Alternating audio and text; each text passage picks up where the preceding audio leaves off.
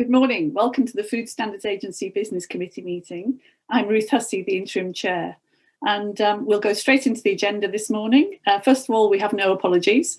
I'd like to give notice that if my internet connection does fail for any reason, that Margaret Gilmore will take over the chairing of the meeting.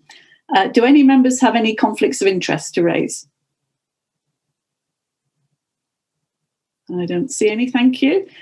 Do any members have any items of any other business they wish to raise? No, I don't see any. Thank you. So we'll go straight to the minutes of the meeting on the 8th of December. Are members happy to accept them as an accurate record of the business committee meeting?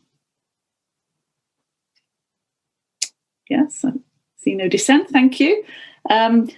Actions arising. In fact, as I see, there aren't any actions arising. So I'm pleased that we can go straight into the Chief Exec's report to the committee. So over to Emily. Thank you, Ruth. Good morning, everybody. I'm going to be pretty brief myself, actually. I was feeling slightly guilty that I'd given you such two long reports, one to the board and one to the business committee this morning. So for the benefit of 6 pages of text, you just get a very short introduction from me. So the two things I wanted to mention, first of all, was our work in field operations. I'm extremely pleased we've been able to maintain 100% service delivery over the last period. We were concerned that the combination of COVID and shielding and absences, and then also of EU exit and additional demands from export health certificates in particular, might mean that our service delivery was compromised, but it hasn't been. So I'm really pleased about that. And again, just as ever, I want to say a big thank you to our field operations staff for the work that they do and the way they've been carrying on faithfully during the COVID pandemic with their work at the front line. The second thing I thought I'd just draw out was our underspend. It's quite a big underspend this year, and it grieves me a bit. You know, we work hard to bid for the money. The money is intended to spend on the outcomes that we all care about, food you can trust, making sure that food is safe and is what it says it is. So to have not spent some of that money, which is taxpayers' money, on the things that we are asked to do is very frustrating. We did spend time as an executive in the middle half of last year, so around July, August, September, trying to see whether we could do more to get more of the science spend out of the door, to see whether we could bring forward any of our work on particular programmes. The problem we faced was that because we were dealing with the pandemic, we just didn't really have the capacity to start new projects or to bring in new consultants and make sure they were well briefed and so on. So we are left with the situation we have here. Chris can say a bit more when we get to the priorities and budget paper later, but we have taken some steps to try and prevent that from happening in future in quite the same way. I think it was a combination of factors, the pandemic being a big one, but also some of the issues about having admin resource available to oversee our science spend. So I just wanted to comment on that, and the rest of the report I think stands for itself. Thank you. Thank you very much, Emily. And we'll take some questions from the board. Can I just echo your comments about the 100% service maintained by the field ops teams? Really very impressive, given the strains and stresses that people have faced this year. So, really well done.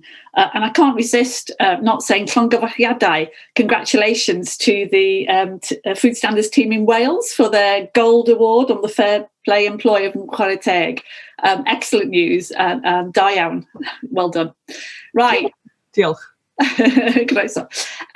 Right, let's go to, we've got Colm and Timothy. So Colm first. Chair, thank you very much. And Emily, thank you for a very comprehensive report.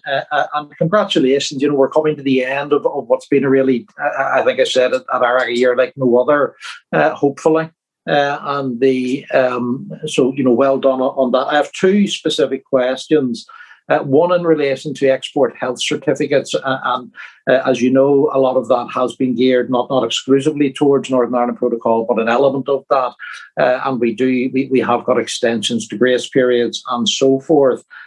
Eventually they'll run out. And I suppose my question is, that it's not the core business of the Food Standards Agency to provide EHCs, and we are just facilitating and working with other partners of government.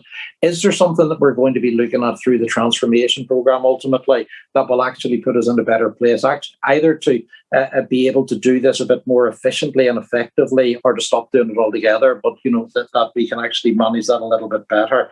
And my second question, and it may well be something we'll discuss later, is around the underspend. You may be aware that has been a particular issue in Northern Ireland as well, and significant amounts of money. The amounts that we're giving back over here make the underspend quite small from an FSA perspective. But I suppose it's how's that been viewed in HMT? Is there an understanding? Because that relationship and that discussion will be very important as we move forward. I hear that we did everything that we could. I think it may be slightly different over here, and that a lot of the money that we're giving back is in relation to bespoke COVID funding, which came in at a time we just weren't able to spend. So just really those two around the HCs and how are we managing that relationship with HMT on the underspend. Emily, I think perhaps there are two big questions there, so we'll take those. And I know there's nearly all the board members want to ask questions, so we'll go in turn. So Emily. Great, thank you. On export health certificates, so it's not our core business. We do have arrangements in place in some abattoirs where our vets, if they have capacity, are offering assistance. Now, actually, DEFRA own the responsibility for making sure there is capacity in the system at large for export health certificates, and we're very plugged into that work. But I'll ask Colin to say a little bit more about the longer term plans there. And on the underspend, so I'm going to ask Chris Hitchin to pick that up. We do have very good relationships with the Treasurer. I think they understand our business well. We take an open book policy with them, and just try and be as clear as possible. And they were sympathetic to our budget exchange request this year, which encourages me. So we've been able to, in public finances, usually the end of the year is a cut-off and you can't roll money forward, unlike it's not real cash. You can't put it in your bank and save it for later. You just lose it on the 31st of March or the 2nd of April. So they have allowed us to take 2 million into next year's budget, which I think is a vote of confidence in us, actually. But I'll leave both Colin and Chris to say a little bit more on those. Okay, so we bring Colin in first and then we'll come to Chris. Okay, thank you very much. Good morning, everyone. Yes, in relation to export health certificates, the agency, the EMT, have said that we would review the position after 3 months in terms of how we were managing to help the new requirement for additional export health certificates with the UK leaving the EU. However, or longer term, it will come down to how we transform official controls. Whether we'll ever get to a point where the official control delivery would be such that we'd be able to accommodate all export health certificates, I would doubt. But I do think that over a longer time frame, subject to how the official controls are reformed, we may have more capacity to spend time for the official veterinarians to spend their time differently. However, I think that we really do need to see how the overall picture settles. As Colin has highlighted, the grace period is extended and extended up until the end of September. So in a sense, that stretches out the period when we see the market settle. But after that, through ops transformation, we would want to see a longer term solution. We'll also be looking where we do continue, if we do continue to do export health certificates, where we have different models of delivery. Yep. So that it's not a vet-only model, but a vet-led model with certification support officers helping. Okay, thanks, Colin. Chris, do you want to comment on the finance aspect? Yeah, absolutely. Thank you, Chair. Just a couple of points to build on there. I think the first thing I'd say is, in terms of our relationship with Treasury, as Emily said, it's very strong. We submit a monthly return to Treasury with our forecast spend for the coming year, so that there's no surprises in there. That's followed up by quarterly calls with Treasury, where we'll discuss the financial performance as well as other key aspects. The second thing that I would say is that the FSA is very stringent in terms of the money that it spends, and everything has a value for money test before we spend it. And whilst it is frustrating, we've not had the capacity to do lots of the value for money things that we could have done had we had the people to do it. I'm sure that Treasury would welcome the funds being returned in the current fiscal position. Thank you very much, Chris. Tim, I had you down next. Do you still want to ask? Your hand seems to have gone down. No, it's fine, thanks. Colm's questions actually covered mine. Thanks. Okay, thanks. So I've got three more. Should we take all three? So Margaret, David and Mark. So Margaret first. I also totally share Colin's views on the export health certificates. Also on the underspend, just to sort of add into the pot, I think I had mentioned to Emily at some point, I would have loved to have seen the hypersensitivity young people's campaign delayed because putting it out in COVID, I think, has its putting it out in lockdown has its drawbacks. But I do totally understand that there is a budget issue there. You've got the budget for this year, not next year for that. My question is actually on the DNP. It's great that that you've actually seen that the post-EU intelligence lines appear to be working. That's good news. And you mentioned the seller's website was disrupted, I think in the Republic of Ireland.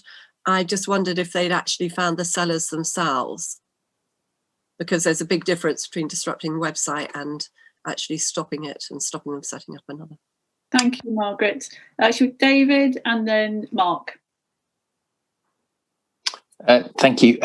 Two things. Obviously, the situation is still developing, but I'm sure our staff would like to understand what our current position is on the return to office as that becomes available over the course of the lockdown easements and potentially in full from the middle of June. And if you could talk a little bit more about paragraph 10 on the shortage of vets and the discussions we're having with DEFRA, CVO and RCVS on potential solutions, because that sounds a bit of a perfect storm with extra demands because of leaving the European Union and challenges of getting vets in because of leaving the European Union. Thank you. Thanks, David. Mark? Thanks, Ruth. A couple of my questions have already been asked, so it only leaves me with one area, really, and that's, Emily, the part of your report relating to the Investigatory Powers Commissioner's Office and the audit that was undertaken with that. It looks very positive. My experience of these things is that there are always recommendations for improvement. And on that front, just looking for a bit of reassurance that we've got an action plan to deliver on those recommendations. And also just want to understand the use of those techniques actually does represent both reputational and financial risk to us as an agency. I'd just like to get an idea of the scale of sort of how often we use those powers and sort of what level we take them to. Thank you very much. I think that covers the questions. I know Julie and Rebecca have got their hands up to respond. Perhaps I can come to you two first, and I'll come back to Emily. So, Julie, you had your hand up. Yes, thank you very much. Just going back to the finance underspend point, yes, it's in part in our scientific research, and that was slowed down in part because of pressure on resources on our side, as Emily said, to commission and manage that work. But also a more fundamental problem was that we just couldn't undertake some of that research, particularly where it was designed to involve face-to-face surveys and conversations with members of the population. So there's just no way round some of it. So thank you. Thanks for that comment. Rebecca, you wanted to come in? Just a quick point on our young people's campaign on food hypersensitivity. So, and just to assure Margaret about the value of doing something now, we'd originally planned a campaign that focused particularly on small businesses.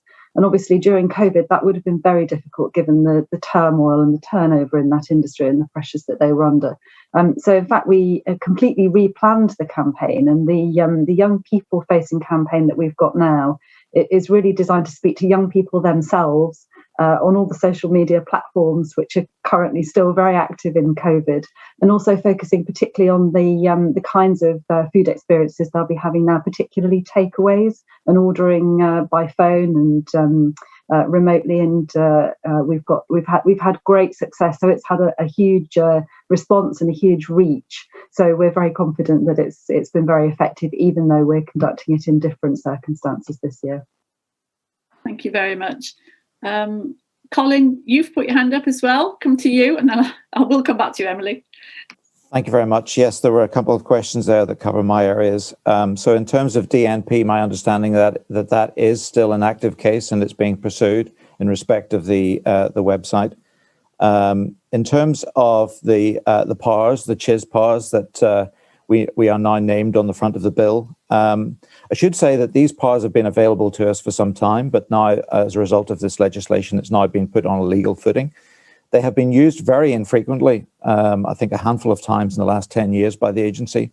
And whilst there's been a lot of coverage in the press in relation to the usage of them and the fact that it might enable continued law breaking under the auspices of the agency, I think it's important to really highlight the sort of things we're talking about.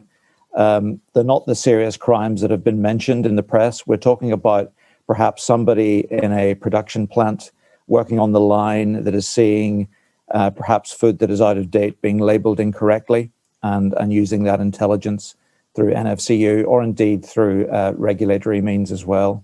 So I think it's just to give an idea of the scale of it, but to date, very infrequently.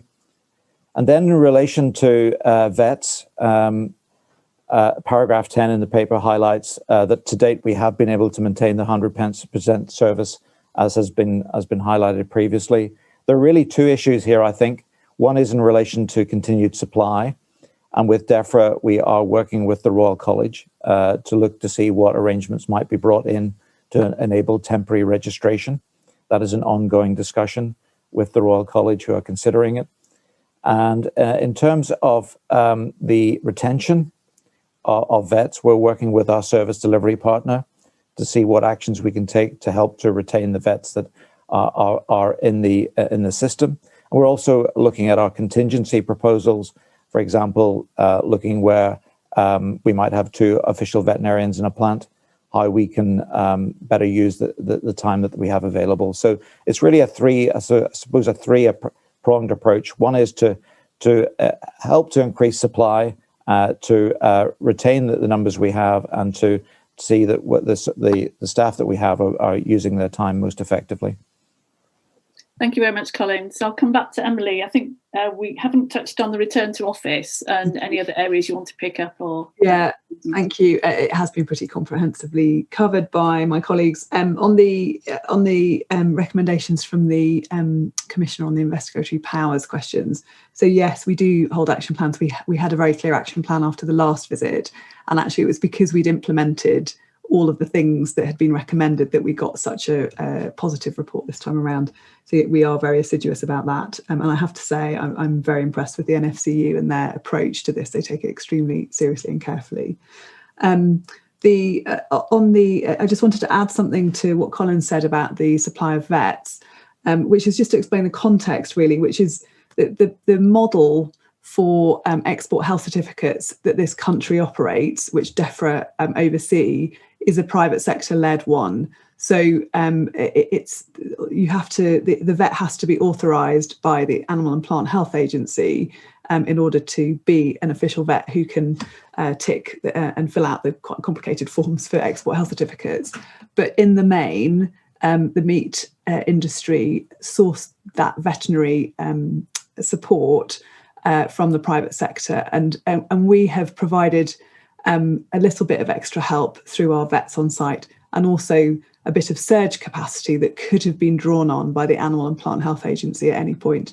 In fact, it hasn't been drawn on. So we had, I think it was 30 or so people who'd been trained who were ready as a bank to be drawn on, and that hasn't happened yet. So I think my sense is that the meat industry have had to adjust in a major way in the last few months to this new way of working, but they are starting to find ways of doing that.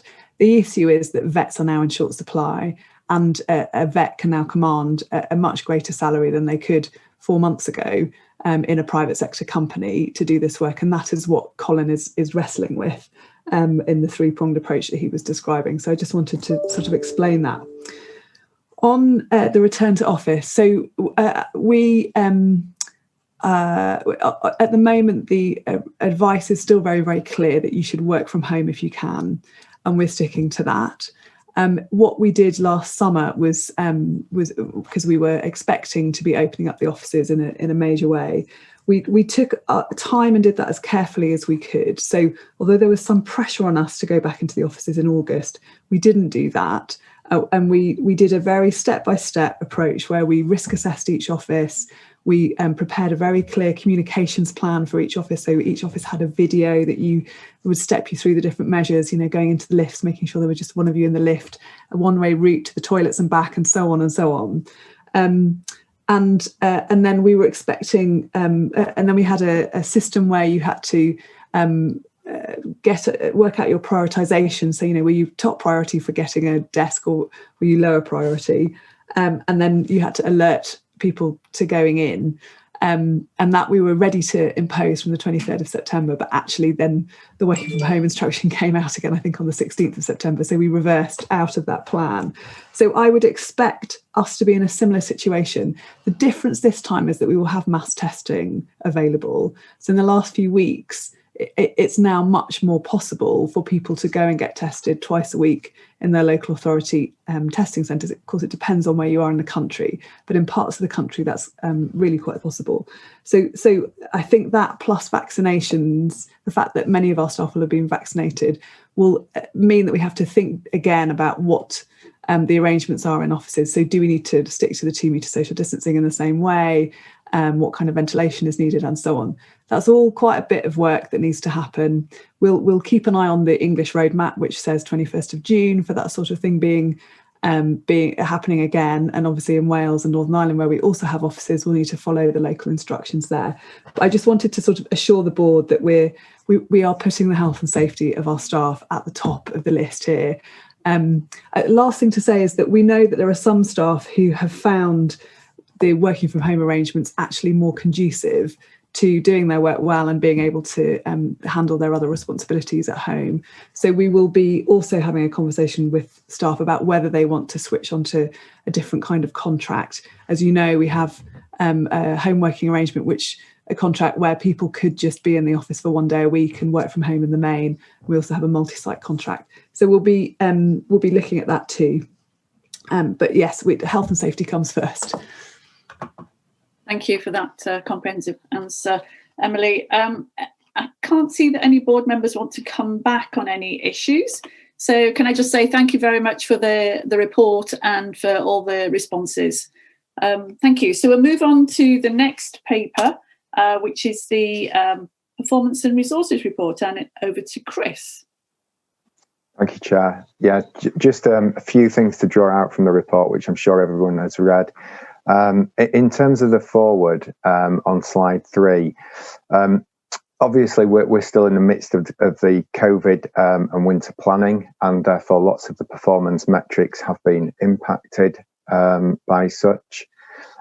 Slides 5 and 6 in particular refer to our key programmes, and you'll be able to see that even so, 9 of those milestones were delivered, although 8 were delayed by COVID for reasons already touched on in the discussion. Slides 7 and 8, an issue that came up at the board discussion yesterday on local authority inspections and the stresses that local authorities are under, and therefore the impact it's having on their performance, was obviously discussed in December at Business Committee in more detail. I think what I would say at this stage, I'm sure we'll come back to it shortly, is that the FSA are asking LAs to prioritise the high risk inspection and activity, and we have been very mindful of the pressures of local authorities, and that in part has led to us holding back on requests for information that we would ordinarily get, although we are about to go back out to them to get the information for the year that was formally done through the LAMES process. In terms of NFCU, that's a new slide that we've brought. And again, there was an annual review in the last Business Committee that went into more detail on NFCU. it very much focuses on intelligence, investigations and disruptions, which is the 4 Ps approach. So hopefully business committee members find that useful to get an insight into the NFCU performance. And I was going to cover resource, but I think that's already been talked about a lot under Emily's update. But happy to answer any questions on that or anything else. Thank you. So just see who's got some questions. So we've got David and Margaret. David and then Mark. Thanks, Ruth. Two questions for me. One which does drag forward from the board yesterday around the local authority recovery process. I suppose there's several aspects to it. One is we are looking for those organisations that are supported by that sector to be operating as normal from June, I believe. So just how we do catch up with any high risk and I suppose some of the medium risk assessments, and what advice and support we are going to and guidance we're going to give our local authorities across the countries, and also just referring back to I think it was in the minutes, just reminding ourselves that we had a couple of councils at I think the highest level of intervention. Is it Birmingham and Northampton? And there might have been some others who are drifting up as well, to make sure that we have a dialogue with them about their current status. I'd like to understand what we're doing there. And the second one, on our corporate priorities, absolutely appreciate that COVID will have an impact on a number of our priorities and our ability to deliver them. However, do we have a step in there that says, are we sure it's COVID? And that it wasn't something else? Because there is always a risk, isn't there, that it becomes the easy justification. And whilst it will always be a contributory factor, I think it's very good to look around the edges to make sure that there aren't other underlying reasons as well, which are contributing to the delay in those projects. So if I take an example like registering a food business, actually, you could put a good argument together that the onset of COVID would help you drive that forward, given the number of new food businesses that have set up, the need to operate remotely, etc., etc. So yeah, that's my 2 points. Thank you. I think we'll take those two first, and then I'll come back to Margaret. And sorry, Margaret wants to come in. Okay, so let's take the other two comments. Only because they're the same subject, so I'm sure you can cover them all together. And yes, I do think LAs are clearly an issue, and what more can we do to support them coming back from COVID? And also the worry that there could be the excuse never to go back to full capacity dealing with what we were doing because staff have been taken over to other departments. So I'm just a little bit worried on that side. And also linked into that, the questions that came up at board yesterday about the FHRS.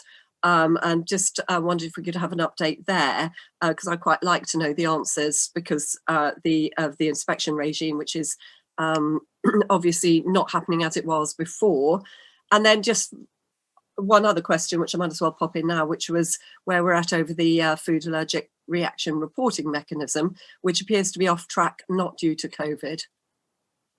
Thank you. Let's take Mark's comments as well, and we can address them all. Thanks, Ruth. Many of my comments actually related to the local authority performance as well, and I won't rehash those because David and Margaret have covered those in perfect detail. So my remaining comment is about the National Food Crime Unit slide. I think it's really positive to see that the number of prevent actions is increasing, as is the highest, as I've said before. If we prevent it, actually by the time we investigate, it's a failure. So prevention, I think, is a really important part of what the NFCU do. My question in that space is whether it's possible to have an example of what a prepare action is and how that results in some kind of disruption, because that's the bit I can't quite get my mind around at the moment. Thank you. Excellent, thank you. So a helpful reminder from Margaret that we did have a number of questions yesterday to bear in mind about the issue of local authorities. So should we start there? Who'd like to go first? Emily? Maria could Maria. that would be very helpful. Thank you. Thank you. Thank you very much. Thank you, Emily and Ruth. Yes, very happy to pick up on some of the questions. And if I forget to answer one of them, just let me know. Just come back and ask it again, please. Yes, Chris is exactly right. The board committee meeting, as you will recall, on the 8th of December, set out the board's expectations for local authorities delivering official controls from September 20 right through until June of 21. And at that meeting, it was agreed that we really must allow local authorities to target their available resources at those businesses that are posing greatest risk to food safety. So the regulatory compliance team has given local authorities really clear advice on the core activities that we expect to be delivered.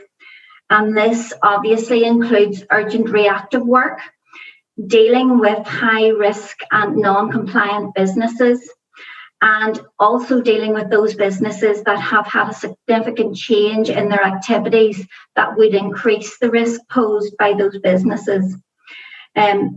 We continue to advise local authorities to prioritise this work over planned overdue interventions. So that's the sort of routine interventions that they do, especially for those businesses that are lower risk.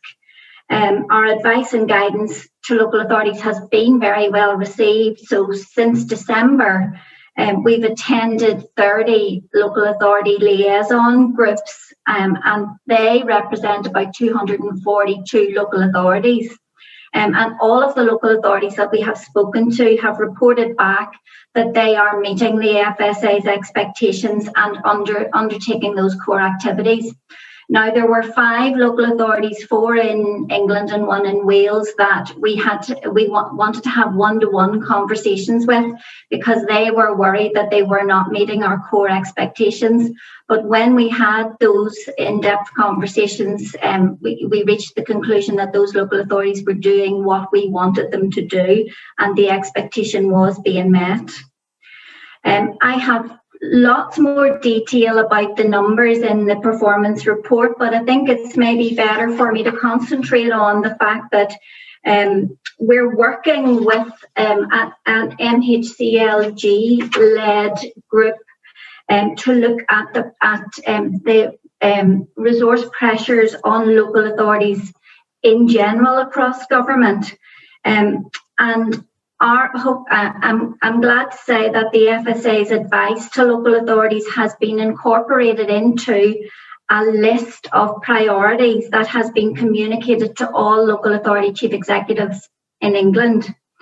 And the local authority chief executives that are on that MHCLG group actually have fed back to us that they believe that our advice is absolutely hitting the mark and that it should be kept in place. They see it being kept in place throughout 2021, and they believe that it remains the best possible risk-based approach for the foreseeable future from their point of view. But actually, we really need to very soon agree our advice to local authorities from the 1st of July onwards and take an account of the indicative timeline for opening up again, and also the continuing impact of COVID on local authority resources. Our view is that the current advice to local authorities, with further refinement, will remain the most appropriate way to target the risk within the food system throughout 21-22. However, as we emerge from the pandemic, it will be necessary to change our expectations of local authorities in order to start moving back to the risk-based plan programme of inspections for those businesses, and particularly these ones that we see in the report, those inspections that are becoming a backlog.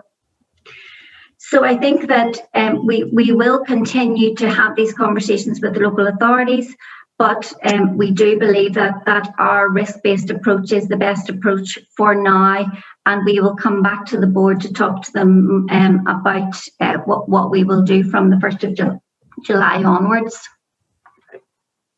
Thank you very much, Maria. I do think it's important that we do find a pathway through the rest of this year, both in terms of what our approach will be from June onwards, but also how we recover the position in terms of potential backlog. So I think the board will be looking for a substantial update in June on where we are with this and our plans for business as usual over the next 12 months. So I think the board is open to looking at how we do that. I think that would be welcome, but I do think we need to have a clear pathway, a sort of recovery plan from now on, given where we are with the reopening. I think it's also an opportunity to emphasise how popular the Here to Help campaign was last summer. And how well used it was. And given that outdoor hospitality in England opens on the 12th of April, we should make sure that we are geared up to make sure that there's a safe reopening across all 3 nations. But I'm sure you're already onto that. Right, I've got 4 people. And David, do you want to come back on any of those responses? I'll come back to colleagues. Yeah, if I may, and really to echo your points, I think I'll probably have some reservations about the response I just got from Maria, which was very comprehensive, don't get me wrong. But if we continue with the current advice through to the end of this financial year, that would pretty much be 2 years that councils will have been working under these reduced measures. Echoing Margaret's point, that becomes at risk of becoming their new norm. And really, we should be expecting more of local authorities. Otherwise, their other activity may become more pronounced, because it's not the environmental services team don't just deliver food inspections; they do many other things as well. And I'd like to see a much more progressive roadmap that shows further progress back towards a normal situation before April 2022. Surely it must be feasible to at least plan to be improving things from July, from October, from January, so that we've got a graduated, stepped approach. As I personally would have reservations if we didn't do that. And I think it would also leave certainly the FHRS system, whilst the public might not be overly concerned, it would leave commentators able to chip away at its credibility. And it's such a good scheme that it would be very, very disappointing if that was allowed to happen. So I think we probably need to be a little bit more proactive, as Ruth says, in moving that forward, please. So at least we could consider that. And also just bear in mind, our next board meeting isn't until June. So if you're looking for guidance from the board, for what you're going to do from July, that might need some additional activity penciled in. Thank you very much, David. Maria, do you want to come back? Please, Ruth, that would be really great. Thank you. I didn't supply some of this detail, David, but I can now. We just need to appreciate that the highest risk businesses, category A's, category B's, and non-compliant category C's, are already at the top of our list of priorities for on-site inspections, where resources permit even now. And as resources return to the food teams, those will remain our greatest priority risk businesses. But and category A's and B's are inspected. Category A's are inspected every 6 months. Category B's are inspected every year. So once councils local authorities start to return to normal, those businesses will be due for inspection anyway. So just to reassure the board on that. We already have a range of flexibilities within our code of practice for the compliant lower risk businesses. So it's not that we're moving away from that. Local authorities already have flexibility to deal with those businesses and carry out a full range of official control activities, including alternative enforcement strategies if they want to, and that's appropriate within our code of practice as it sits. Now, if we're looking at a plan for recovery, we need to think about our hygiene delivery model and how we review that model. And we believe there will be two components to this. And of course, we bring this back to the board. Evolving our current approach to for local authorities to allow them to better target their resources to risk and make sure that every intervention that they take adds value within the system. But also to incorporate our new regulatory approaches to bigger food businesses that we will be developing through the ABC programme. So just to give the board reassurance on that as well. So we need to look at the now, what we need to say, for the short term, but also with an eye to the medium and longer term. Thank you very much, Maria. Emily, do you want to comment on the same issue? Yes. Yeah. Thank you. I just wanted to, so I think, Dave, I think your steer, and Ruth, your steer is quite clear and is slightly more demanding, I think, of us of what we were expecting to do.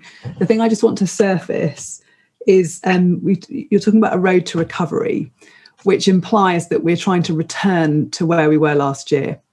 And I don't think that's the right thing to do. I think we need to return or do a pathway to a more proportionate approach. And the reason I say that is because where we were last year was that we had, before COVID, we had low risk businesses who were getting the most intensive and well-skilled intervention at a frequently of maybe once every 3 years, but you're getting, an environmental health officer in-depth inspection, which for example, a small cake business which has got a small reach and very little food risk other than from an allergens point of view might not be the right answer. So I just want to check with the board whether you want us to try and get the system back to where it was 18 months ago, or whether you're also looking for reform on the way, because I thought we were also looking for reform on the way, which is what we said in December. I just want to double check that steer. Thank you.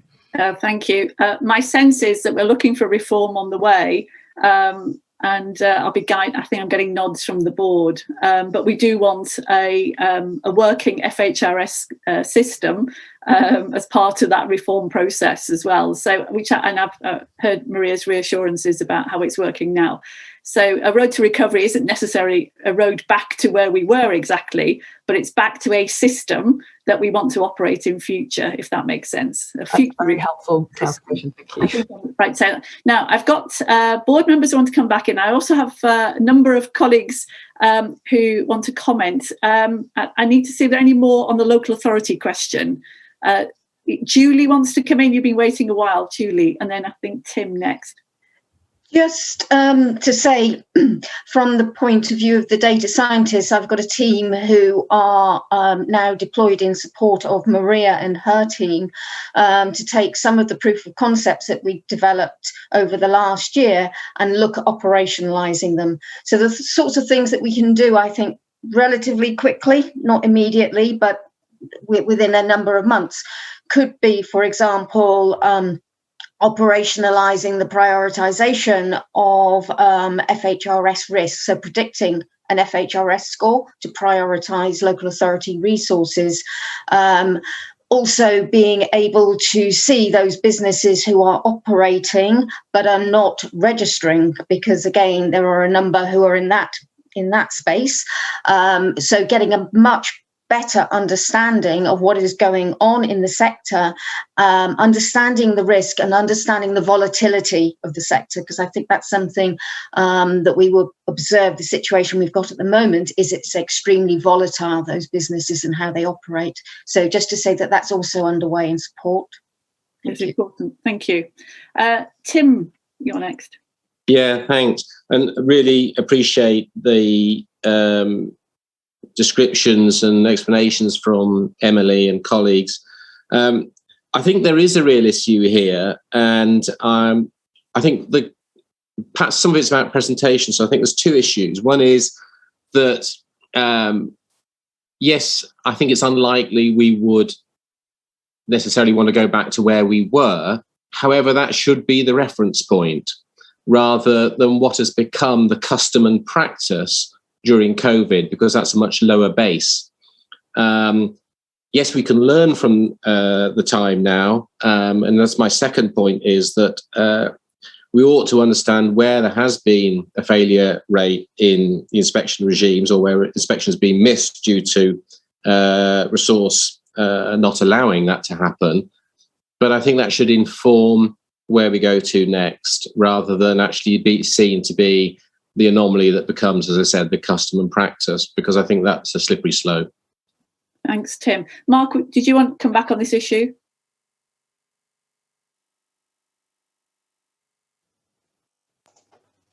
Sorry, Ruth, was that me you were inviting? Yes, sorry. Yes. Did you want to come back? Thank you. Sorry,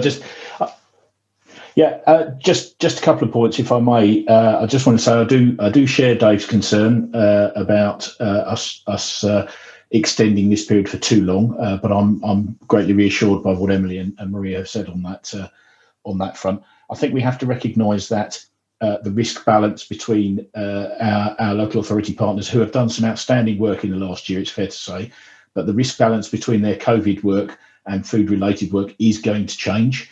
Much of the legislation that they're currently enforcing has sunset clauses, which at the moment are due to expire in July this year. So that kind of workload balance will change, probably before some of the timescales that we were originally talking about in changing our advice. I can also foresee a challenge from local authority leaders if we allow this to go on for too much longer, in terms of, well, we've done it like this for so long, what have you lost? What has the cost been? And if we can't demonstrate clearly what's been lost, actually their challenge will be, why should we still put this level of resource into activity going forwards? And I think there is the ideal vehicle to start to introduce some of the changes that we want to see changing to have a more effective system. Thank you very much for that comment. Now then, I've got Colin, you've been waiting a while. I think Peter possibly wants to come in on this. Peter, topic. on the same issue. Thank you. Yes, on the subject of local authority priorities, Julie was mentioning businesses which had started up and were operating but were unregistered. And I'm just wondering to what extent we're advising local authorities to be proactive, certainly in the new model that we're suggesting, but actually the need is actually now that home businesses have been started up in all sorts of fields, and some of them carrying significant potential risks. And I'm wondering how far we're saying to local authorities, here is something where you need to be proactive, not part of a routine, but looking for such businesses and seeking to be helpful to them as far as possible, rather than clamping down and forcing them underground. And there is a degree of partnership involved in that, because the FSA may be able to produce tools which make it easier for a new business starting off to check on the various stages to make sure that they are observing good, safe hygiene. Proactivity, how far are we pressing it? Thank you very much. I think that's all the comments we're collecting on this issue, unless Colin or Rebecca want to touch. No, they're neither on these issues. Maria, over to you to sweep up those comments and respond, and then we'll draw this bit to a conclusion. Thank you very much, Ruth. Really helpful and valuable comments from all of the board members, and we will take all of those comments on board. I think particularly Mark, we may come back, Mark, and have a separate conversation with you around your, your knowledge of local authorities and what they might be planning or thinking about. We certainly do not want to see any further reduction in the overall resources that local authorities put into food safety. There is a huge challenge ahead, and we believe that we can help and support local authorities, but at the end of the day, there is statutory responsibility there to carry out these interventions, and we need to make sure that we help and support local authorities to do that. in relation to small home businesses that have started during COVID, we know quite a bit about those businesses, and some of those businesses will be run actually by people who are already food handlers. So they may be on furlough, and they may go back to their day job. So they may go back to the businesses that they have been operating that are currently closed. Other home businesses are by nature very small, and they have limited reach. So there is only so much that you can produce with your home oven, if you think about it like that. So generally what happens is, if those businesses are viable, they start to think about moving into a bespoke unit, so a small industrial unit or something that they construct themselves, possibly on a farm or whatever. So those businesses will start to grow if they want to become viable businesses. Now, there will be a limited number of them that will still continue in a limited way to produce food at home, with a very small reach. And we have tools, and we can help those businesses, and we can also find them if they're not registered. But we think that probably the businesses that don't register are about 5% of the overall businesses that we know about that are on our books. So, you know, there are ways that we can deal with those businesses. Thank you, Ruth. Thank you very much, Maria. So hopefully you've had a clear steer, a recognition of the issues, and a clear steer from the board that we would like to see how we make progress from here.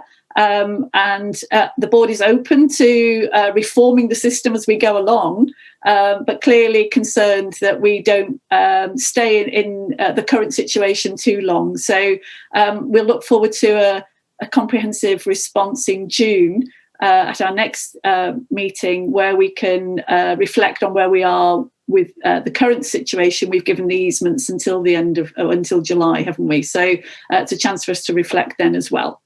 Hopefully that's covered the issue, and thank you very much everyone for the comments. Now, there were several other issues, so I think Rebecca, you will want to respond to the allergy question, I'm sure. Yes, thank you very much, Ruth. Yes, so Margaret, you were asking about the food hypersensitivity programme report, the food allergic reaction reporting mechanism. Just to remind board members, so at the moment we don't know enough about consumers' experience of severe allergic reactions caused by food. And one of the things that we've been planning is a way for them to report those experiences directly for us, what are sometimes called near misses. And then to use that information to inform both our policy and ultimately the approach to enforcement. I think it would be more accurate to say this is probably partly COVID and partly non-COVID. So the bit that is related to COVID has been our ability to engage extensively with local authorities on this project. And that's something that, as you'll understand, we've not been able to do in the way that we would have done, given all the pressures that we've just been talking about. The bit that's not related to COVID is that it has taken us longer to make sure that we've taken proper account of the digital and data requirements here and thought carefully about the scope. And it has taken us some time to agree on a path forward. But actually, over the last 6 weeks or so, I've been focusing on this personally. The programme board is focusing on it as a priority, and we've agreed a plan to get this sort of moving forward again at pace. So that's what's happened to that one. Thank you very much, Colin. Do you want to pick up the what prepare means in NFCU terms? Yes, thank you very much, Ruth. Yes, in response to Mark's question, we're taking the 4P approach in terms of the highlighting the levels of disruption across those 4 areas, one of which is prepare. This is about developing our capabilities. We're linked into the counter-fraud profession across the civil service. But it's also about developing capabilities, not just within the unit, but also with food businesses, as food businesses often themselves become victims of crime.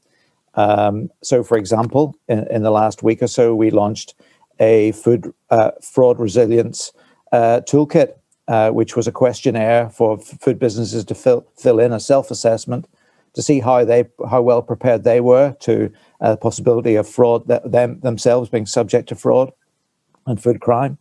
And in the last week, we've received over 100 responses, 50% of which are looking to have conversations with us about how they bolster their response. So that's just one example. Thank you. I think the other question we had was on corporate priorities. Emily, do you want to come back in on that? That was Dave's point. Can you remind me? Sorry. My understanding is whether COVID was being used as a general reason when there might be other reasons. Oh, okay. I think I'd actually understood that to be related to the sorts of things that we were talking about with local authorities. Had I no, okay. So David, do you want to so you're basically saying, are we being too soft and allowing people to say, oh, it's all too difficult, we can't do X because of COVID? Is that right? But I suppose, yeah, just as a step in the review process to go, are you sure, when people go, oh yeah, that's COVID related. So I'm extremely confident that that is not the case. There are a lot of people in the organisation who are quite frustrated that they haven't been able to do some of the things they wanted to do. So there's been, for example, when we were asking people to reprioritise work in January so that we could have enough people to staff up the briefing cell, which needed about 50 to 80 people to run a not quite 24/7 sort of system to keep an eye on emerging issues. It was hard going in December to get people to offer to do that work because they were so attached to what they were already doing and so passionate about it. So I feel reasonably confident that the excuse is not being used inappropriately. But also, in any case, now we're through the hump of January and February, and we're about to turn to the business priorities question for next year. Now it does feel a bit like a new dawn, and it is a bit more of a settled state now. We're not quite settled, but I think we can be more confident about the work ahead. Thank you very much. I think we've also had illustration of where the system itself can't respond because it's also, busy doing other things and can't engage on consumer research or whatever it might be. So thank you very much for all those comments. Chris, do you want to come back in on your report? Yeah, it was just to build on Emily's point about the COVID reason that we capture, and obviously, like we heard from Rebecca there's often a blend of reasons. So it is, I admit, probably slightly simplified. But what I would say in terms of Dave's point on process, yeah, absolutely. The teams do capture, working with the teams on the relevant milestones, they do capture the root cause, and there is challenge there. And then obviously the exec discuss this report before it comes to business committee. So it does go through a rigorous review process before it reaches board members. Excellent. Thank you very much indeed for thorough airing of a range of issues there. And I think that concludes the performance and resources report. So we'll move on to the next agenda item, which is the FSA budget and priorities for 21-22. And we're back to you, Chris. Thank you, Chair. Yeah, so as Ruth has just mentioned, this is now the forward look going into 1st of April this year out to the end of March 22. It focuses on the priorities and the budget for that period. And I'm just going to give a brief overview of a few pieces of key information in the paper. And then I think Emily wanted to say a little bit on Annex A on the guiding principles. So starting with page 1, the initial paragraphs, I don't think it'll be a surprise to any board members that as we've been hearing in relation to local authorities, the focus, particularly early in the year, will be the COVID response and recovery. In particular, the recovery and how we bounce back from that. In terms of our priorities, they remain the same as we've been talking about for quite a period now. So that's the achieving business compliance, which again relates to how we work with local authorities in particular, and some new and emerging models and thinking in that relation. Food hypersensitivities and ops transformation. Annex B in the paper gives a bit more information on each of those, the overall objective, the ambition and scope. And I know board members have already heard quite a bit about these, both previously and in the board retreat, but there's a bit more information now in Annex B. And that's obviously in addition to our business as usual or core regulatory responsibilities, which obviously take up the vast proportion of our resources. Just to draw out a little bit in paragraph 2.2 on the resources and budget in particular, Emily mentioned yesterday that the 14.6 million that we've had this year for EU exit and transition funding has now become part of our baseline for next year, which is great news. We've also agreed with Treasury that therefore the reporting reflects it's in business as usual spend rather than a separate return to them, which again is helpful. We did also get 3 million for next year to support additional EU transition work. And as already been mentioned in the discussion earlier, we also secured, primarily due to the impact of COVID, the budget exchange of 2 million into next year, which has again helped us balancing the books and delivering all the many priorities that we aim to deliver. The final change, which again should help with our delivery, is that we've got an all admin RDEL budget. So the board will remember that it has been previously segregated between programme spend, not to be confused with all the other terms that we use programme for, and admin spend.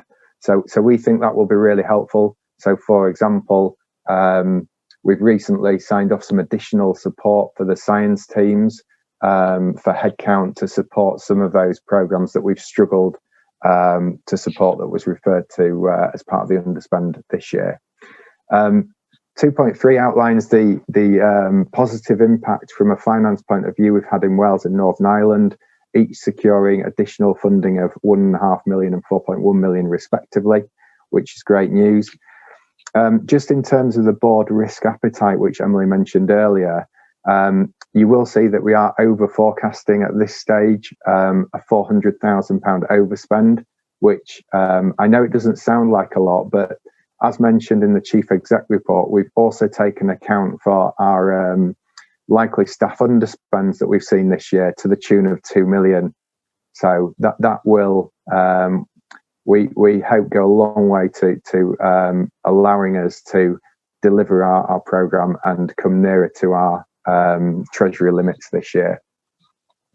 So that was all I planned to say. I think Emily wanted to say a little bit about the guiding principles in Annex A. Okay, thank you very much, Chris. Emily. Thank you. Yes, so these are draft guiding principles, and we've been, I wanted to surface them with the board.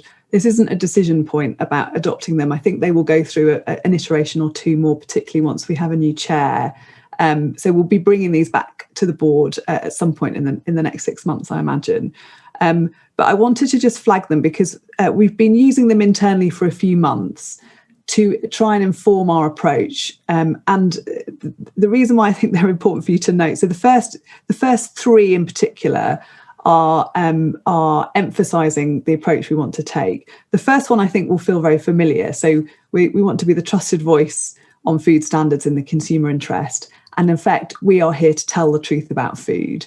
And that's what the FSA is there for. For food you can trust, we need to be telling the truth about it as well. I think we did that really well in the board discussion yesterday on gene editing, for example. I think that will feel familiar. The next two are slight shifts of emphasis from where I think the organisation has been in the last decade.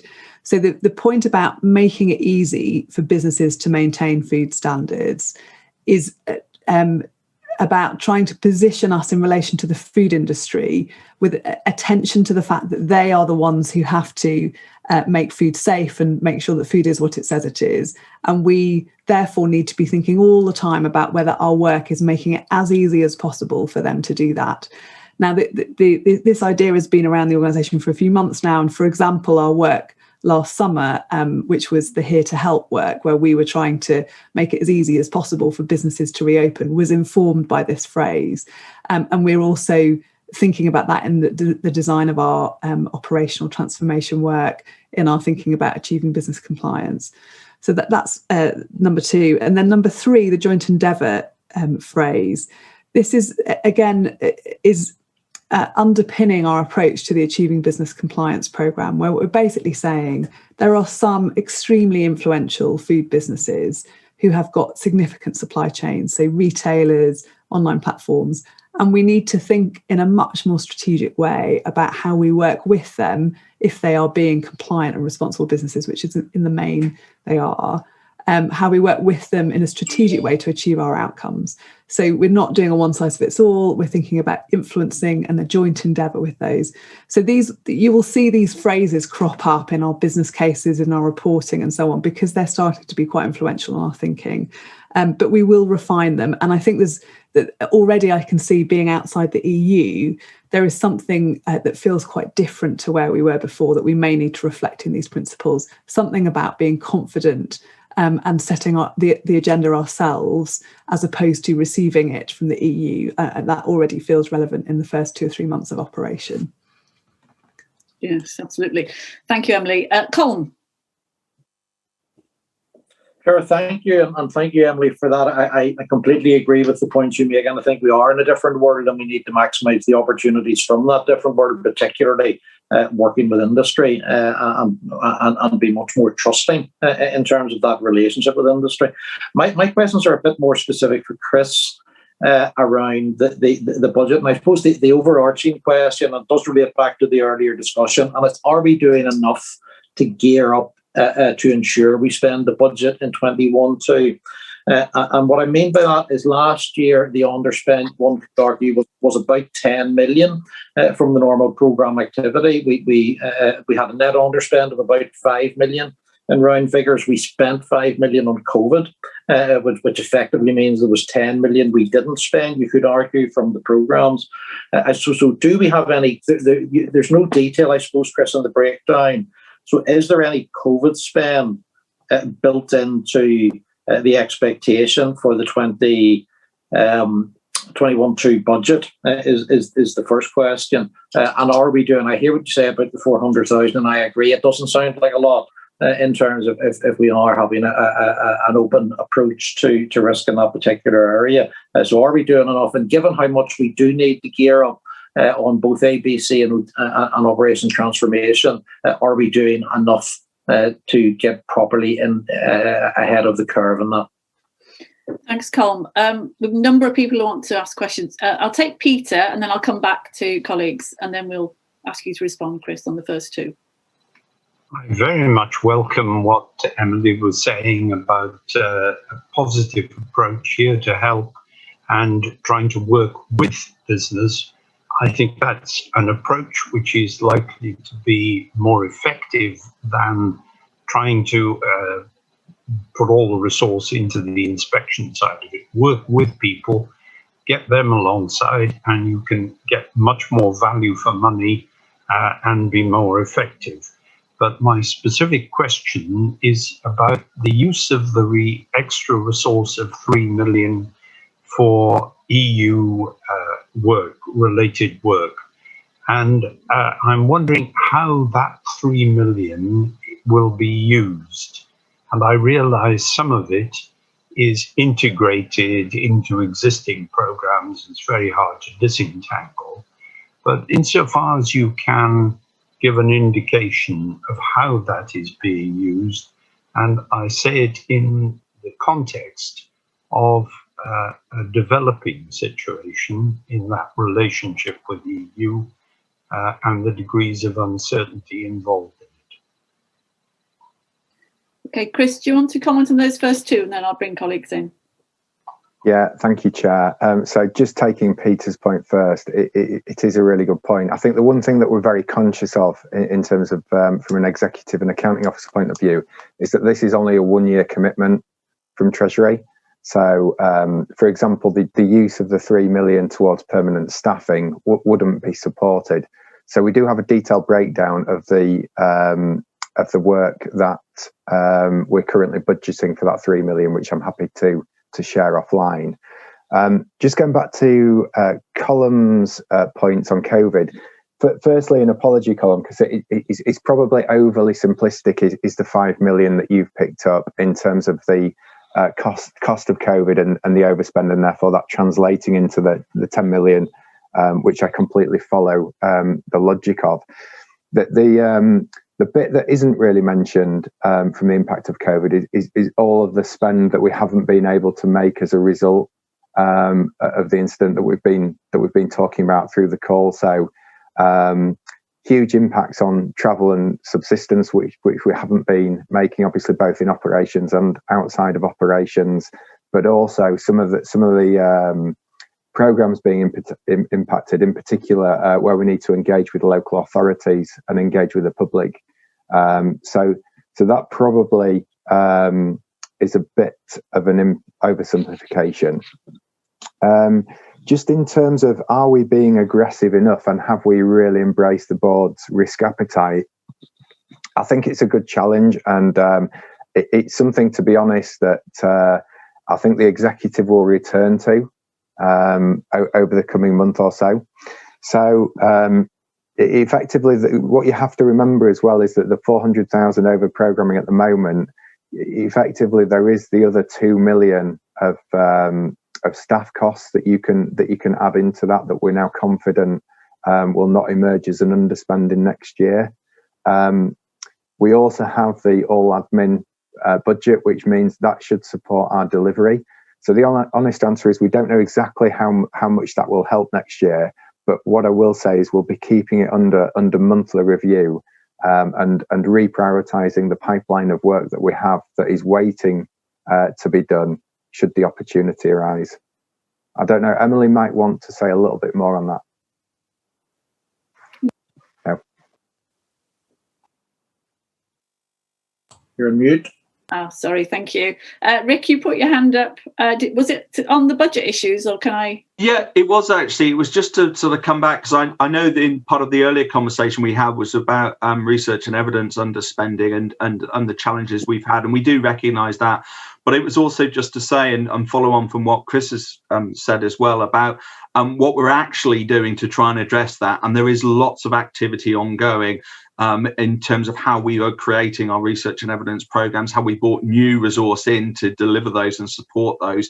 And people have already mentioned about the fact that we've been potentially under-resourcing that, and now we have a support mechanism to try and deliver far more of that budget in a timely way, and new tools. So on Friday we've sort of launched the beta test of a new portfolio tool, which will give us more visibility of the research we're doing. So part of our aspiration is to create a much more effective dynamic pipeline of research and evidence, rather than it being sort of one point in the year business planning. We put a load of ideas forward and then watch them sort of disappear during the following 12 months.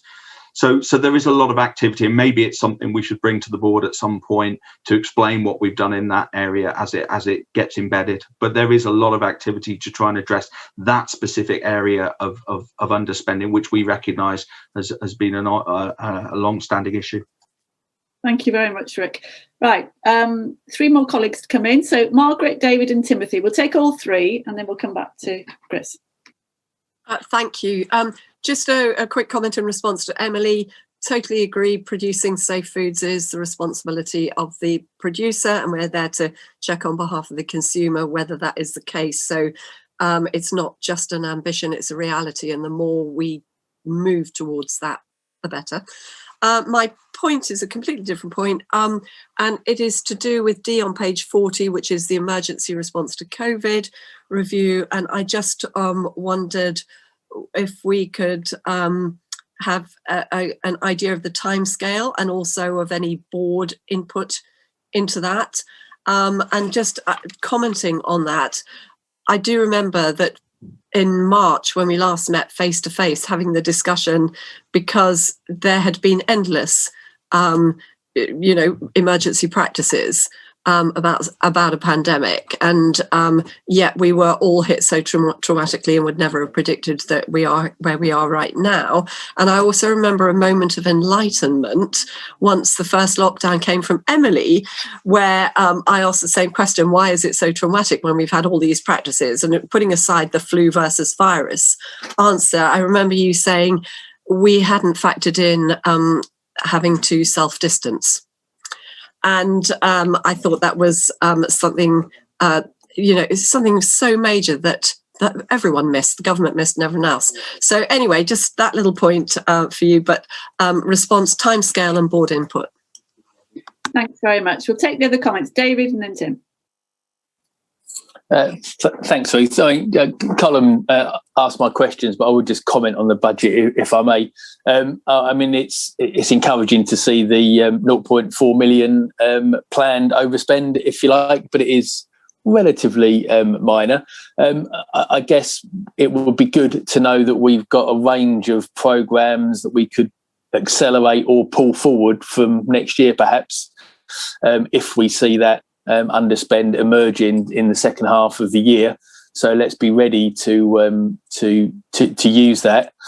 And I guess the other point, when you actually go through the budget, it's quite stark, isn't it, that less than 5% of our funding is going on our 3 core development projects, if you like, of ABC, OTP and hypersensitivity, which kind of just shows the challenges that we face, I guess, with the restricted funding we got against our bid, but also, of course, helps us build our bid ready for next year. Hopefully, those would be areas that we could accelerate if further funding became available this year due to an underspend, because all the discussions we've had really show the massive benefits and the massive urgent need there are for those projects to be able to deliver. Because the current schemes we are trying to operate are not sustainable. Industry wants us to improve them. The sector, including local authorities, wants us to improve them. And therefore, the quicker we can move, the better.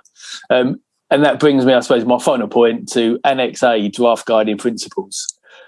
Kind of quite nice, actually, because here I am, last meeting, and probably the most exciting sheet of A4 I've seen in my 5 years. But because it's clear, it's crisp, it's one side of A4. We do tend to drift into 8 pages sometimes, and it's just so bloody obvious. And if we can hold those principles with us as you take these projects forward, I think they will give you a great guiding light to properly lead the food sector through this period of excessive change. So well done to Emily and the team for pulling that together. Thank you. Thank you very much, David. We have 2 more colleagues, Tim and then Colm, and then Emily, I'll ask you to comment. Thanks, Chair.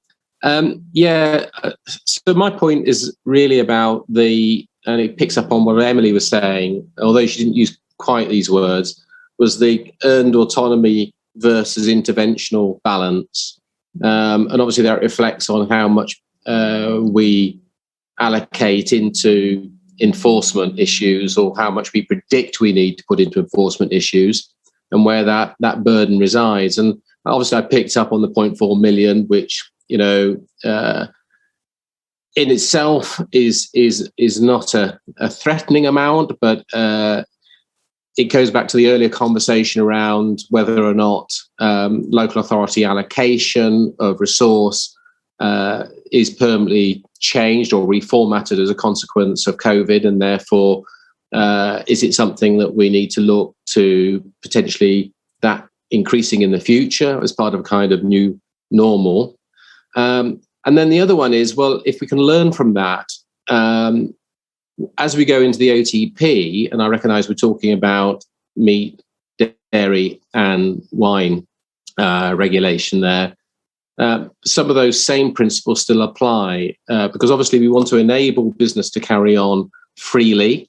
We want to add to our contribution to the economy, so light touch regulation where possible.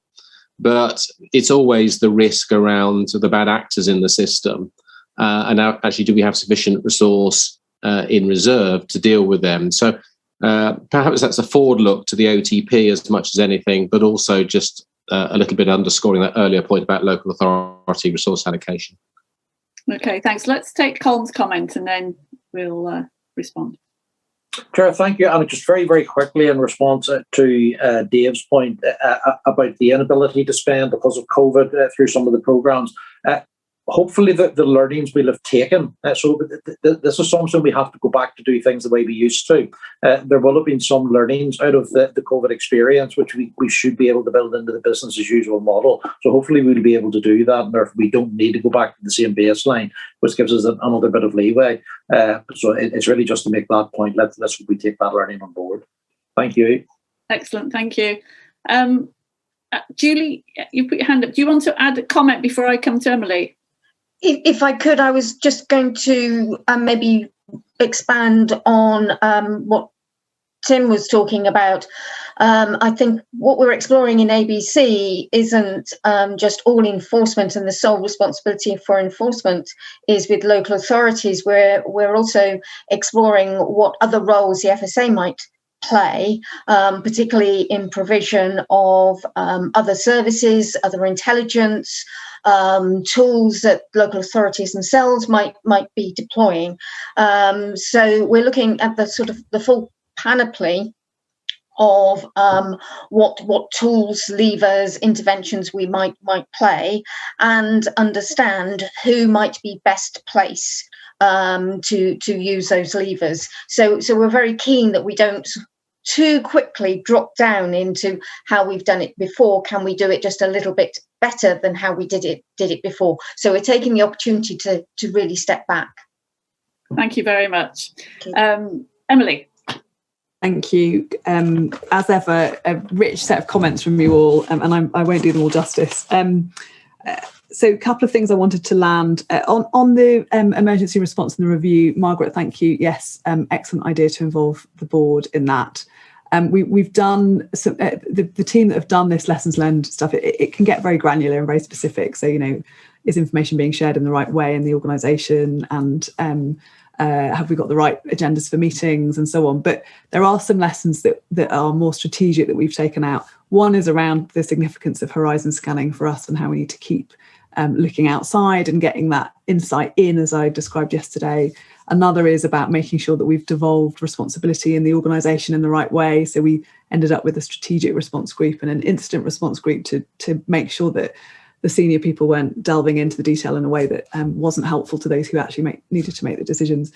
But more generally, I just wanted to mention that we did do a response to the EFRA Select Committee late spring, giving our early reflections on the pandemic, of which one was that just the social distancing point had not been expected. As you'll remember, all through February last year, people were told if they had symptoms, they had to go home. So the assumption was that anyone who was at work wasn't infectious. And it was just that infectiousness that wasn't accounted for. I don't think that was an FSA failing. I think that was a national failing. And it meant that the adjustments we had to make quickly were hard. But I would say that's probably the main one. So that was on the emergency response. On the budget and Dave's comments about the budget and Colin's points too about whether we're still being cautious with our 400k budgeted overspend. In addition to Chris's points about the fact that you could really count that as 2.4 million because we've tried to factor in this issue about doing some proper forecasting about our recruitment and whether posts will get filled. I just wanted to carrying a risk around vet spend, which could be quite substantial.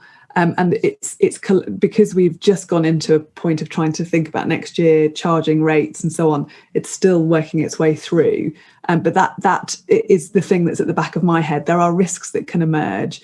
And as accounting officer, we're also under a direction from the Treasury to normally make sure that we have a pot that is a sort of a fund just in case, a rainy day fund each year, and we haven't done that this year, so we haven't got the 1 to 2 million that we would normally put aside in case something emerges, which means that we've budgeted in a much more risky way than we're used to, and we can already see that there is a risk emerging around cost on vets. So I just wanted to give a bit more of the sort of granularity of that. On the extent to which our programmes are a proportion of our budget, which I think Dave's point is very interesting on this. If you look back, particularly at regulating our future, the amount of money spent on it was was tiny for the expectations that the board had placed on the organisation for the reform that would deliver. And in fact, what it was able to achieve, say registering a food business, some even aiming to have a register of food businesses, are very important building blocks for our work, but they were done on tiny amounts of cash. Now, what we've done and the same with food hypersensitivity, there were 3 or 4 people working on that when I arrived. There's now, I think, Rebecca will correct me, I think a team of 12. And there's some more budget that they've got to do project work with.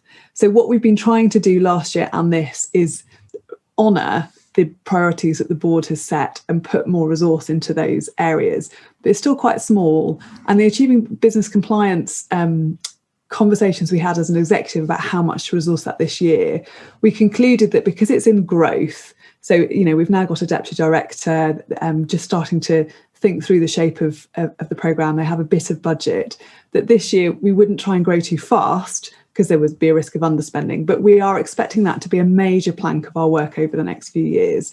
And for me, it's the most exciting thing we're up to. I feel like now we've got through EU transition, we've done that big programme of work.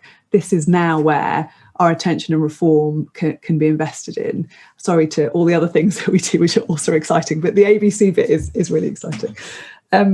So I guess I would say this is where we are this year. We have a spending review conversation to have with the Treasury in the summer.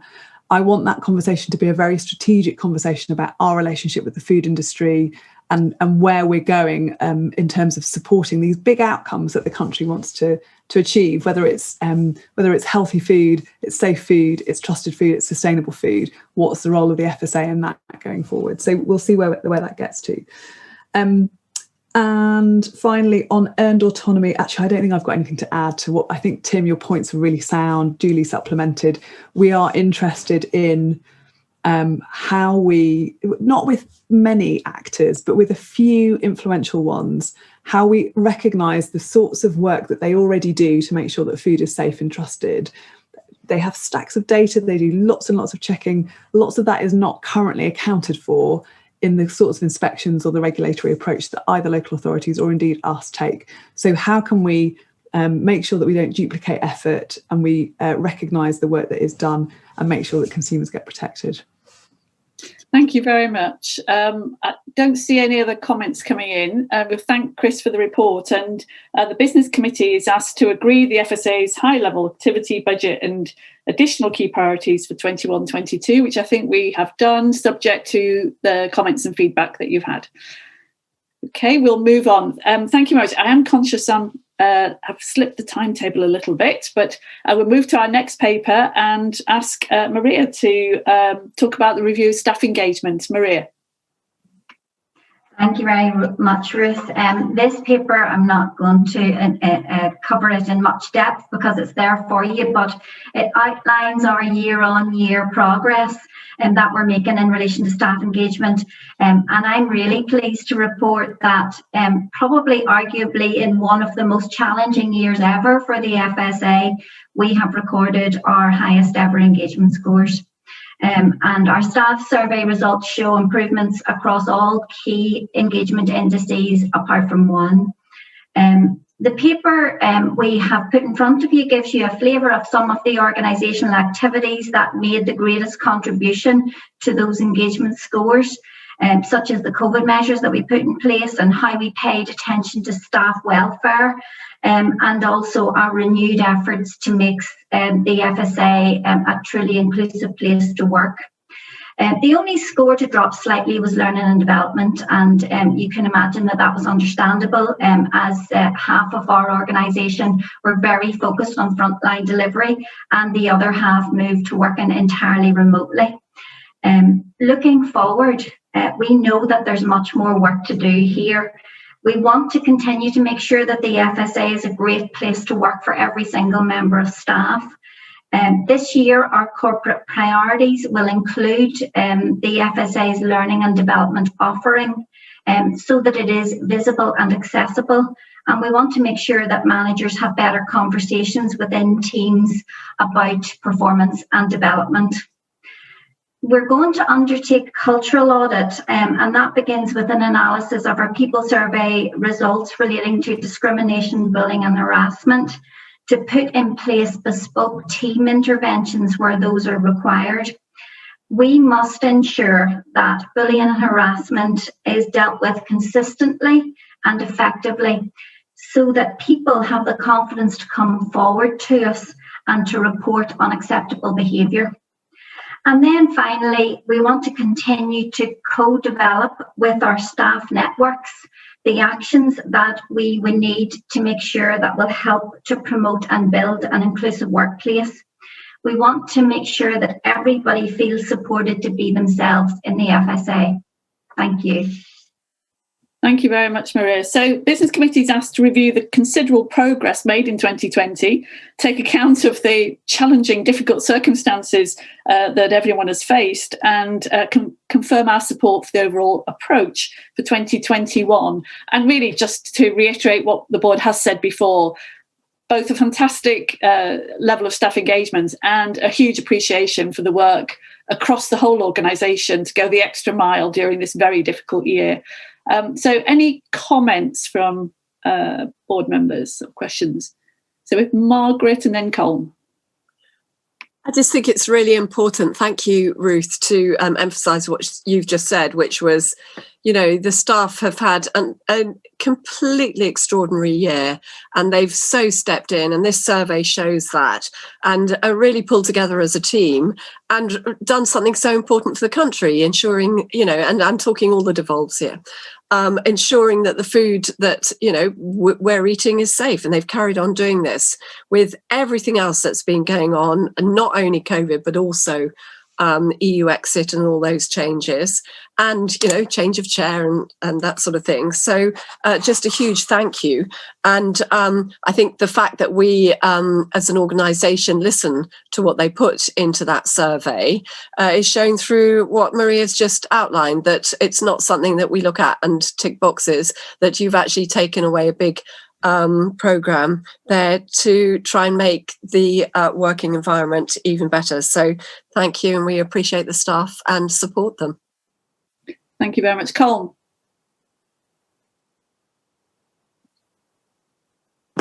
Sorry, I didn't get up my mute button there. Chair, thank you, and Maria, thank you indeed for that. Just to reiterate what Margaret has just said, I think it's been a fantastic achievement, and I think that the graph at Annex A shows that while we have built on the very goodwill we've built up over the years and really capitalised that on the last year. This has been a journey, and a very positive journey over the past period. As you quite rightly say, the only one that has sort of gone downwards is the one on L&D, which is understandable in the year that we've just gone through. Two very quick questions from my point of view. I would love to see this benchmarked against the rest of the civil service.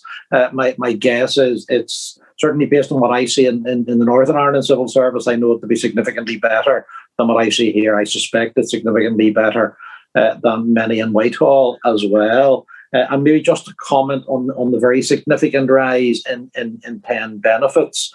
Was that really, it looks to have been relatively costly based on the percentage increase. My guess is there's probably more to it than that. So if you could just say a little bit about what was behind the pen benefits and why that's, because obviously throwing more money at people isn't the answer, but it's how we actually value them.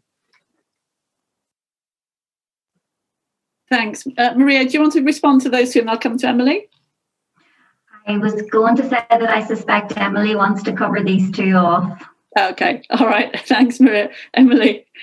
It would have been fine with Maria doing it too. So on the benchmarking, so there is obviously other civil service organisations. They haven't yet released the data publicly, so we weren't able to publish that this time round.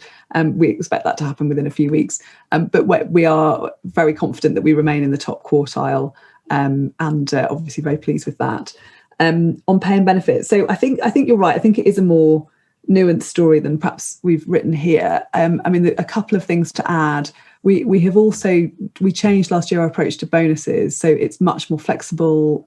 People get the bonuses much more swiftly, and we spent out our bonus pot, which I think is the first time the organisation has done that for a while. And to the point where in the last couple of months of the year we were having to sort of divide it between different directorates to make sure that we could make it stretch. But the other thing that occurs to me is that we also had people who were shielding who were 30 to 50 people who were not working, who we were paying for, and who we very much wanted to keep on our books, but were not able to be in operations. And I wonder if that's also affected the statistics this year, where they're conscious that they are being recompensed for that. So I think that might have contributed too. Thank you very much, Maria. Yes, just to add on pay and benefits, Ruth, you will recall that we put a big bid into Treasury to reform our pay and our grading and the boundaries. So staff did see a real-time uplift in their salaries over the last couple of years, and that was absolutely the right thing to do, because we were benchmarking out as quite low down across the civil service departments in relation to our pay and our grades. So we needed to do that. We absorbed the cost of that within our own budget, which was quite painful actually over the last couple of years, but it certainly paid off for us in terms of our staff engagement. I should add, sorry, I should have said this, that we are obviously subjected to the pay freeze that is happening across the public sector now for the next financial year. And there are parts of the organisation who are very disappointed by that and feel that they have really gone above and beyond over the last period.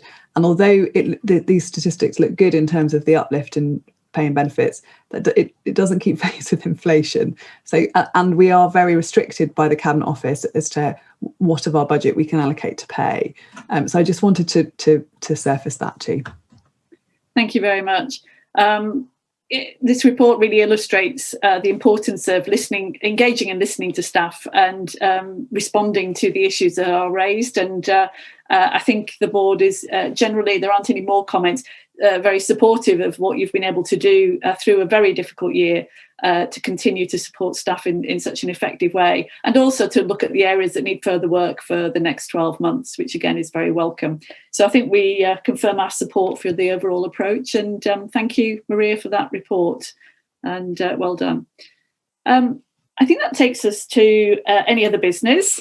We didn't have any notified, and all it remains for me to say is to reiterate our thanks and goodbye to Dave.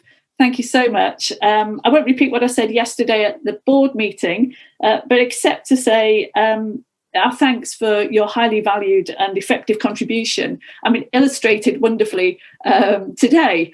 And I think I'm sure Emily will take away your ringing endorsement of her principles in Annex A. So thanks very much again, Dave. Any comments? Anybody else want to say anything? Otherwise, no. Okay. Can I just say that Dave was officially my buddy? You know, we have a buddy on the board. And so I've been studying him and watching him, and I'm just so disappointed I didn't spend more time face to face, but that was just one of those things. But Dave, you've taught me an awful lot about focusing and the things that really matter to the FSA. And it's been a real pleasure. So thank you. I shall miss you as a mentor. I think we'll endorse that. Thank you so much, everyone, and Dave in particular. Right, so the next meeting planned for Wednesday, the 16th of June, and we will confirm all the arrangements as they emerge with the next step in the COVID roadmap. But thank you, everyone, and very much appreciate it. Thank you. Thank you. The meeting. Thank you. Thank you. Bye. Bye. Bye.